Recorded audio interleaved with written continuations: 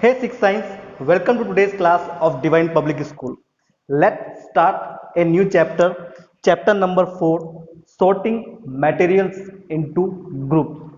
Sorting का मतलब होता है छांटना। तो हमें मटेरियल को छांटना है अलग अलग ग्रुप्स में। इस चैप्टर को आगे कंटिन्यू करते हैं। सबसे पहले हमें यह समझना पड़ेगा व्हाट इज क्लासिफिकेशन। क्लासिफिकेशन मतलब वर्गीकरण। The process of sorting and grouping objects according to some basis is called classification. Classification का मतलब होता है वर्गीकरण, बांटना। तो वो प्रोसेस जिसके अंदर चीजों को छांटा जाता है या उनके ग्रुप बनाए जाते हैं किन्हीं खास तथ्यों के आधार पर, किन्हीं खास कारणों के आधार पर, इस प्रोसेस को क्लासिफिकेशन कहा जाता है। आइए लेते हैं कुछ एग्जाम्पल। सबसे पहले बात करते हैं अपन शेप्स की। पहला जो कारण है ग्रुप्स का वो हो सकता है शेप्स। आप लोगों ने बुक्स देखी होगी, सारी की सारी बुक्स रेक्टेंगुलर शेप की होती है, सारी की सारी बॉल्स राउंड शेप्स की होती है। तो अपन शेप्स के अकॉर्डिंग भी अलग अलग ऑब्जेक्ट्स को क्लासिफाइड कर सकते हैं, उनका एक ग्रुप बना सकते हैं। आपको अभी घर पे अपने आसपास की सारी चीजें देखकर उनको ग्रुपिंग करने के बारे में सोचना चाहिए। वन और मोर टाइप ऑफ मटेरियल, आपने अलग अलग तरह की चीजें घर में देखी होगी। गोल्ड देखा होगा आपने, सोने के गहने देखे होंगे। सोने का गहना सिर्फ सोने से बना हुआ होता है, जबकि जो सीमेंट है या कोई सा भी दूसरा मिक्सचर है वो दो तीन अलग अलग चीजों से मिलकर बना हुआ होता है। हमारा जो टेल्कम पाउडर है उसमें भी 10 से 15 तरह की चीजें मिली हुई है। तो हम ये भी देख सकते हैं कौन सी चीज सिर्फ एक ही मटेरियल से बनी है और कौन सी चीज बहुत सारे मटेरियल्स को मिलाने से बनी है। Same object different material. Same object मतलब ऑब्जेक्ट तो सेम लेकिन मटेरियल क्या, डिफरेंट। फॉर एग्जाम्पल हम ले लेते हैं लकड़ी का। लकड़ी वुड, उससे टेबल भी बने हुए होते हैं, उससे कुर्सियां भी बनी हुई होती है, देखा आप लोगों ने। या फिर आप एग्जाम्पल ले लीजिए एक पेन का। पेन एक ऑब्जेक्ट है, वो प्लास्टिक का भी हो सकता है, वो मेटल का भी हो सकता है, वो स्टील का भी हो सकता है। अब हम बात करते हैं सेम मटेरियल डिफरेंट ऑब्जेक्ट। एक ही तरह का मटेरियल और अलग अलग ऑब्जेक्ट उससे बनाए जा सकते हैं। यहां हम एक बार एग्जांपल लेंगे, एक बार फिर से वुड का।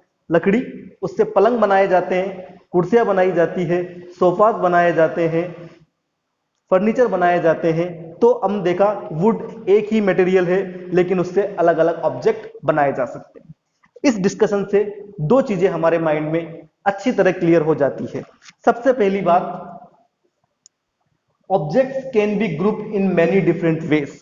हम जितने ज्यादा चाहे तरीकों से ऑब्जेक्ट्स को ग्रुप कर सकते हैं, उन्हें क्लासिफाइड कर सकते हैं, उन्हें वर्गीकृत कर सकते हैं, उन्हें अलग अलग ग्रुप में बांट सकते हैं। दूसरा, one material can be use to make different object. दूसरी जो इंपॉर्टेंट चीज हमने इस लेसन के अंदर सीखी है कि एक ही मटेरियल से अलग अलग तरह के ऑब्जेक्ट बनाए जा सकते हैं। मिट्टी को आप गार्डनिंग में भी यूज ले सकते हो और मिट्टी से आप स्टेच्यूज वगैरह भी बना सकते हो। तो इस टॉपिक के अंदर, इस चैप्टर के इंट्रोडक्शन के अंदर या इस पार्ट की शुरुआत के अंदर ही हमने समझ लिया है क्लासिफिकेशन का मतलब। क्लासिफिकेशन का मतलब होता है बांटना। ग्रुपिंग का मतलब होता है समूह बनाना, उनके ग्रुप्स बनाना। सॉर्टिंग, SORT, सॉर्ट का मतलब होता है छांटना। तो स्टूडेंट, सॉर्टिंग के बाद हम बात करते हैं properties of material. Properties of material पढ़ने की हमें जरूरत क्या है? आप खुद विचार कीजिए, क्या आपने कभी कोई ऐसे बर्तन देखे हैं जो कागज के या कपड़े के बने हुए हो? हम उनके बर्तन क्यों नहीं बनाते? सिंपल, हम उनके बर्तन नहीं बना सकते, उनका शेप बिगड़ जाएगा, उनमें जो सब्सटेंस अपन ने डाला है वो बाहर आ जाएगा। तो हमें बर्तन किसके बनाने चाहिए?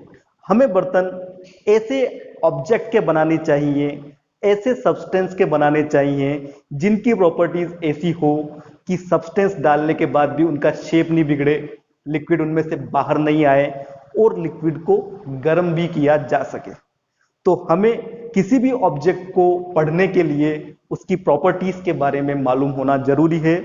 प्रॉपर्टीज अगर हमें पता है तो हम चीजों को सही ढंग से यूटिलाइज कर सकते हैं और उसे सही ढंग से मैन्युफैक्चर कर सकते हैं हमारी नीड के according. The properties of any material determine its uses. किसी भी मटेरियल की प्रॉपर्टीज हमें यह बताती है कि उस मटेरियल का यूज कैसे करना है। कुछ एग्जांपल्स हैं आपके सामने प्रॉपर्टीज के, जिन्हें हम डिटेल में पढ़ेंगे। सबसे पहली प्रॉपर्टी है अपीयरेंस। वो चीज हमें अपीयर कैसी हो रही है, दिखाई कैसी हो रही है। हार्डनेस, वो जो ऑब्जेक्ट है वो हार्ड है, कठोर है, सॉफ्ट है। टेक्सचर, जो मटेरियल है उसकी बनावट कैसी है, वो खुरदुरा है, वो चिकना है, वो सॉफ्ट है। सोल्यूबल और इनसोल्यूबल, क्या वो पानी में घुल जाता है या किसी और लिक्विड में नहीं घुल पाता, ये चीज भी एक प्रॉपर्टी है मटेरियल की। मटेरियल्स में फ्लोट और सिंक इन वाटर, क्या मटेरियल पानी में डूब जाता है? अगर मटेरियल पानी में डूब जाता है तो हम उसका वो यूज नहीं लेंगे कि हमें पानी में डूबना पड़े। ट्रांसपेरेंसी, क्या मटेरियल में से लाइट आर पार हो सकती है? ये चीज भी हमारे लिए जानना बहुत जरूरी है। फॉर एग्जाम्पल, कुछ बोटल्स आपने देखी होगी कलर्ड होती है, ब्लैक, ग्रीन या डार्क कलर की। वो इसलिए बनाई जाती है कि उनमें जो लिक्विड रखा हुआ है उन पे डायरेक्ट सनलाइट ना पहुंचे। सो आइए एक एक करके इन सारी की सारी प्रॉपर्टीज को पढ़ने की कोशिश करते हैं। आज के लिए इतना ही। That's it.